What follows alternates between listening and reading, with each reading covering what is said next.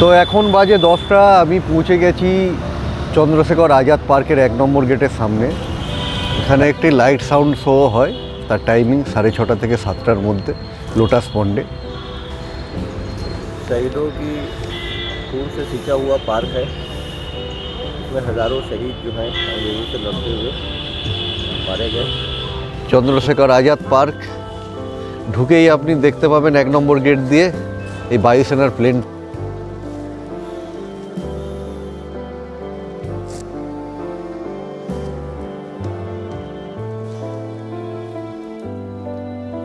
রবীন্দ্রনাথ ঠাকুর, Gandhi Dumdum jail, Kolkata 1946 Dumdum জেলে।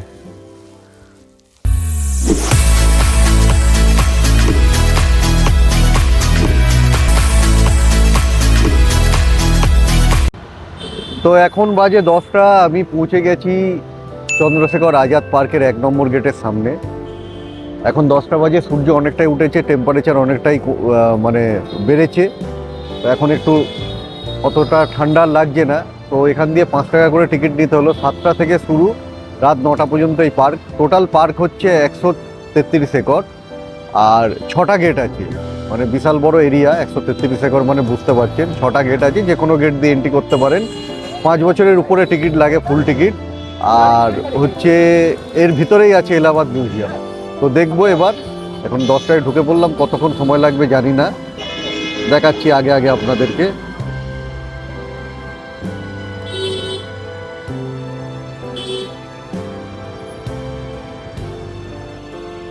এখানে একটি লাইট সাউন্ড শো হয়, তার টাইমিং 6:30 থেকে 7টার মধ্যে, লোটাস পন্ডে। 1 নম্বর গেটের এন্ট্রান্স এটা। চন্দ্রশেখর আজাদ পার্ক, শহীদ চন্দ্রশেখর আজাদের নামেই এই পার্কের নামকরণ করা হয়েছে। অনেক বড় এরিয়া। এখন অনেকে কিন্তু জগিং, মর্নিং ওয়াক করছে এখানে, দেখছি।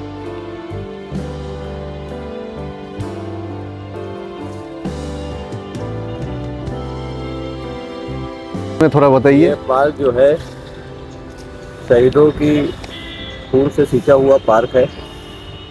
इसमें हज़ारों शहीद जो हैं अंग्रेज़ों से लड़ते हुए मारे गए। इसमें से चंद्रशेखर आज़ाद जी हमारे भारत रत्न, उन्होंने मरना पसंद किया अपने को मार के, ना कि अंग्रेज़ों की कैद में जाना कबूल किया। इसी तरह बहुत सारे शहीद जिनकी कब्रें यहाँ अभी आज भी हैं, लड़ते हुए मारे गए। ये पार्क जो है पहले अल्फ्रेड पार्क कहलाता था, उसके बाद ये कंपनी गार्डन कहलाने लगा लोकल लैंग्वेज में।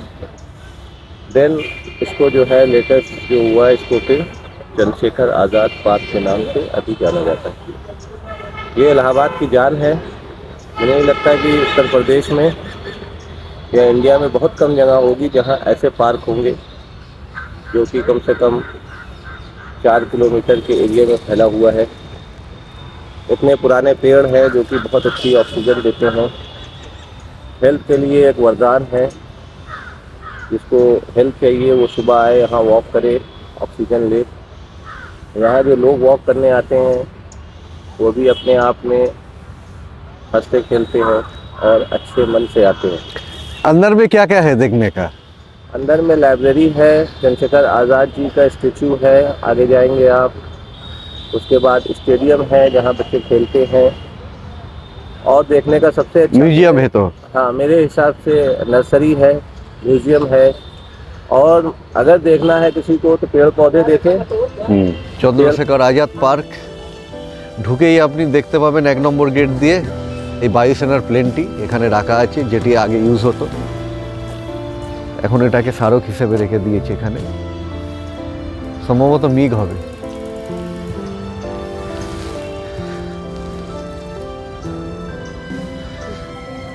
মিগ 21 বায়ুসেনার।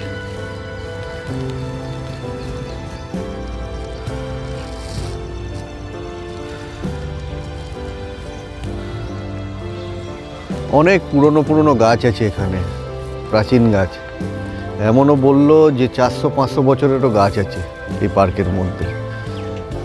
যেহেতু গাছতারা নির্ভয়ে থাকে এখানে, অনেক পাখি কিন্তু এখানে ঘুরে বেড়াচ্ছে।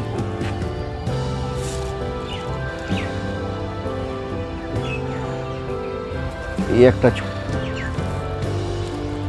নির্ভয়ে আছে, কিন্তু অতটা ভয় পাচ্ছে না। এটা মিনি কামান, ছোট কামান লাল দেখতে পাচ্ছি, কামান রাখা আছে ছোট ছোট, অনেকগুলো কামান রাখা আছে।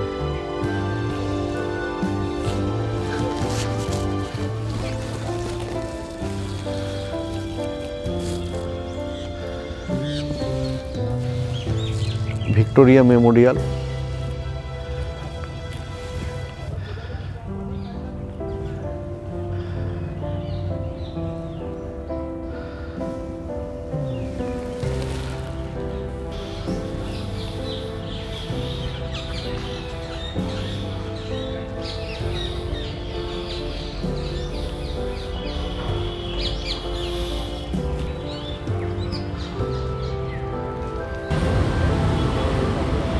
এটা ম্যাপ আছে 2 নম্বর গেটের কাছে।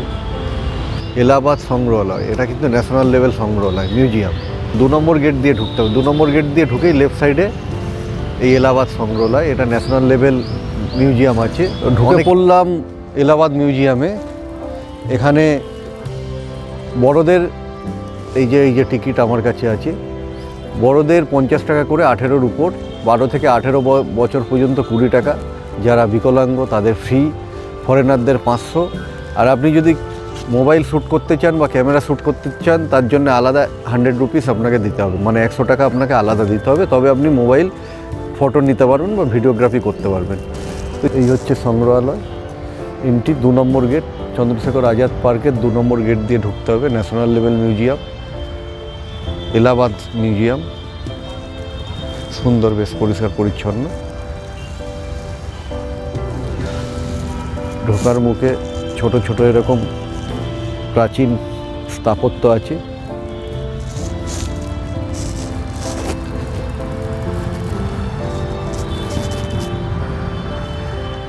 চন্দ্রশেখর আজাদের স্ট্যাচু, স্থাপত্য।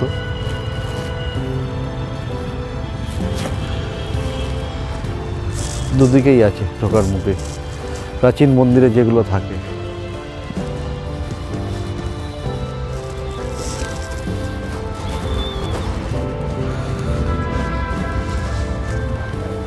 Entry gate.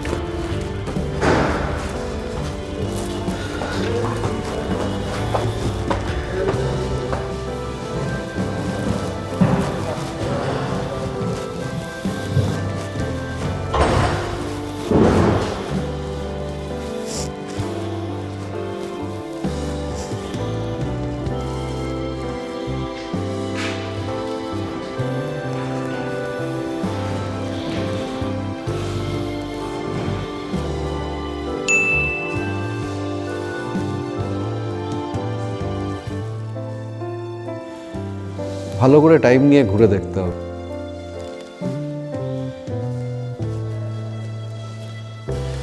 সব অ্যান্টিক, পুরাতত্ত্ব বিভাগের সব কালেকশান। তো অনেক প্রাচীন এগুলো। সারা দেশের, সারা পৃথিবীর আলাদা আলাদা জায়গা দিয়ে এগুলো সংগ্রহ করে এখানে রাখা হয়েছে, যেরকম মিউজিয়ামে হয়, ন্যাশনাল লেভেল মিউজিয়াম।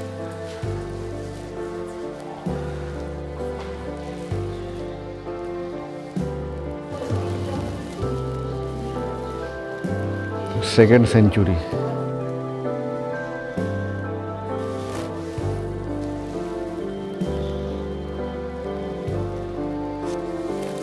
সব সারা দেশ পৃথিবীর প্রাচীন মূর্তি, সব কালেকশন, প্রত্নতত্ত্ব বিভাগের সংগ্রহশালা। এই একটা যেমন শিবলিঙ্গ। দ্বিতীয় কক্ষে ঢুকলাম, এখানে ওই পুরাতত্ত্ব বিভাগের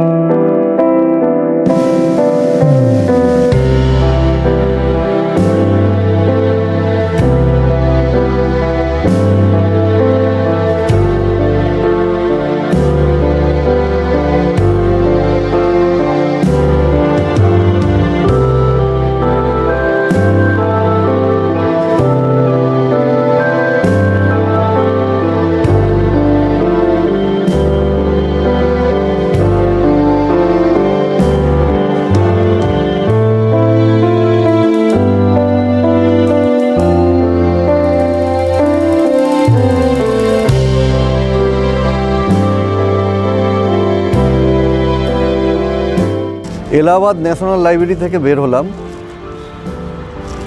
গেছিলাম অনেকক্ষণ আগে।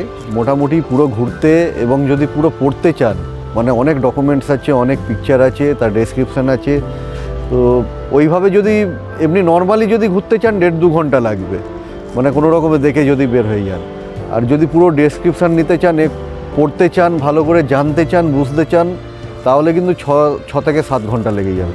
তো 2 ঘন্টা মতো লাগলো, সবই ঘুরলাম। অনেক কিছু আছে এর মধ্যে, যেরকম প্রথমে স্টার্টিং থেকে আপনার বিভিন্ন মানে প্রত্নতাত্ত্বিক যে উদ্ধার হয়েছে সেইগুলো সাজানো রয়েছে, তার ডেসক্রিপশান আছে। মহেঞ্জোদারো, হরপ্পা থেকে শুরু করে গুপ্ত যুগ, তার বিভিন্ন মানে যেগুলো কালেক্টেড হয়েছে প্রত্নতাত্ত্বিকের, আপনার কয়েন থেকে শুরু করে, আসবাবপত্র থেকে শুরু করে, স্ট্যাচু থেকে শুরু করে সমস্ত কিছু এই সব আছে। তারপরে আপনি যাবেন হচ্ছে আপনার বিভিন্ন রকম পেন্টিং আছে, মানে বিভিন্ন দেশের বিভিন্ন নামি দামি ওল্ড থেকে শুরু করে একদম যত পুরনো পেন্টিং, সেইগুলো ওয়াটার কালার। তারপরে ওই পেন্টিং পাবেন। পেন্টিংয়ের পরে আপনার গ্যালারি আছে, নেহরু গ্যালারি, নেহরু মানে বিভিন্ন পিকচার আছে এবং তার আসবাবপত্র আছে, তার সমস্ত গিফটেড প্রপার্টিগুলো এখানে কিছু রাখা আছে। একটা মহাত্মা গান্ধীর গ্যালারি আছে, মহাত্মা গান্ধীর মানে সমস্ত ছবি দিয়ে ডেসক্রিপশান এগুলো আছে। এটা ওয়ার অ্যান্ড অ্যামিনেশনের রয়েছে, মানে পুরনো যত বন্দুক, তরোয়াল, লাইট মেশিন গান বিশ্বযুদ্ধের এইসবগুলো রয়েছে। তারপর হচ্ছে বিভিন্ন স্বাধীনতা সংগ্রামীর মানে পিকচার রয়েছে, তাদের হচ্ছে ডেসক্রিপশান আছে।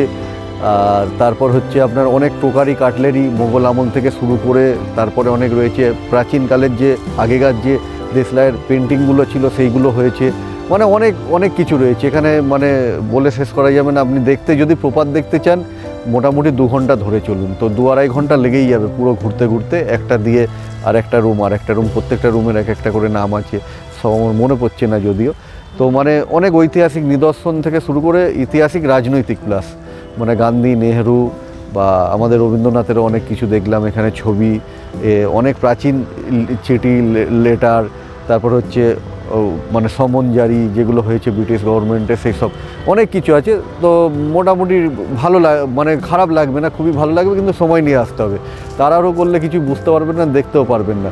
কিন্তু সবথেকে দুঃখের বিষয় হচ্ছে যেটা, আজাদের যে পিস্তলটি, ওটাই দেখতে পেলাম না।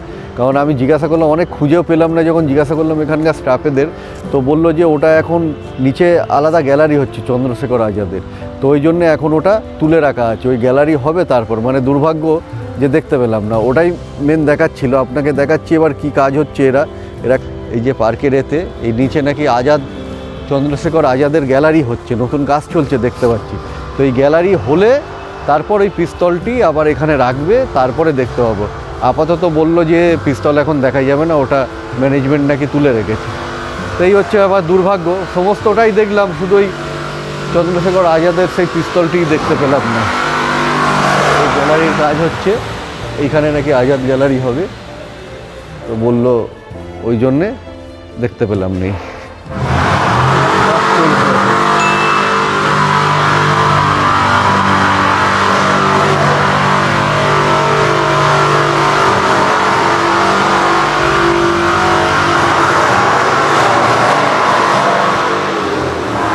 ভালো লাগবে খুব, সময় নিয়ে আসবেন, কিন্তু তাড়াহুড়ো করে আসলে কিছুই দেখতে পাবেন না।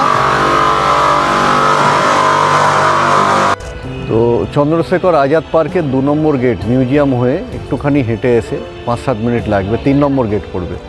এই 3 নম্বর গেট পিছনে দেখা যাচ্ছে, এই 3 নম্বর গেটের অপোজিটেই একদম গেট দিয়ে এন্ট্রি করেই আপনার চন্দ্রশেখর আজাদের সেই স্ট্যাচু আছে, সেই মূর্তি আছে।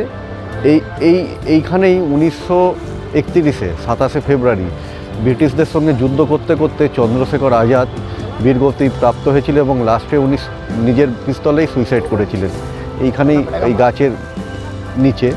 তো আপনাদের দেখাচ্ছি, এই সেই বীর চন্দ্রশেখর আজাদ, মহান স্বাধীনতা সংগ্রামী, যিনি দেশের জন্য আত্মাহুতি দিয়েছিলেন। ঠিক এই চন্দ্রশেখর আজাদ পার্কের মধ্যেই এই গাছের তলায় উনি লড়তে লড়তে লাস্ট পর্যন্ত সুইসাইড করেছিলেন। 3 নম্বর গেটের ঠিক অপোজিটে ঢুকেই, একদম 3 নম্বর গেট দিয়ে ঢুকেই আপনি সামনেই পাবেন এই স্ট্যাচু।